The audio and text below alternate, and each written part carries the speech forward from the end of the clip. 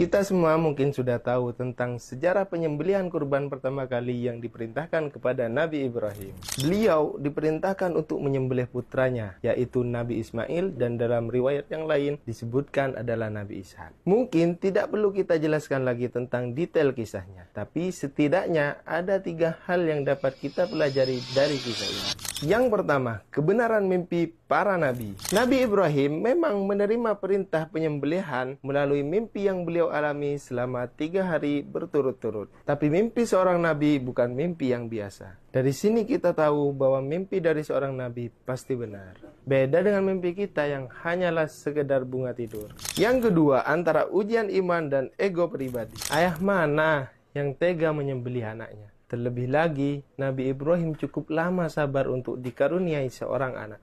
Apalagi, Nabi Ismail adalah anak yang soleh dan berakhlak baik. Pasti berat, namun Nabi Ibrahim mengerti bahwa perintah ilahi di atas segalanya.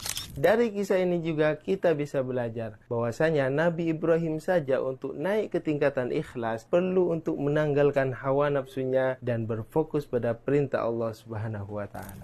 Maka dari itu kita tidak heran jika di kemudian hari beliau menjadi ulul azmi. Di samping karena kesabarannya dalam menjalani sebuah ujian, ia tetap tidak goyah walaupun sang anak menjadi taruhannya. Dan yang terakhir, keharusan dalam mentaati orang tua. Hal yang perlu dicontoh oleh remaja masa kini adalah keniscayaan mentaati orang tua selagi tidak bertentangan dengan agama. Terlebih jika yang diperintahkan sesuai dengan perintah Allah Subhanahu wa taala. Di sini Nabi Ismail ketika mendapatkan berita dari sang ayah, beliau tidak butuh berpikir panjang untuk mematuhinya. Hal inilah yang mulai luntur dari remaja masa kini. Di saat keinginan orang tua berseberangan dengan pilihan hatinya, ia tetap bersikukuh dan orang tuanya yang harus mengalah.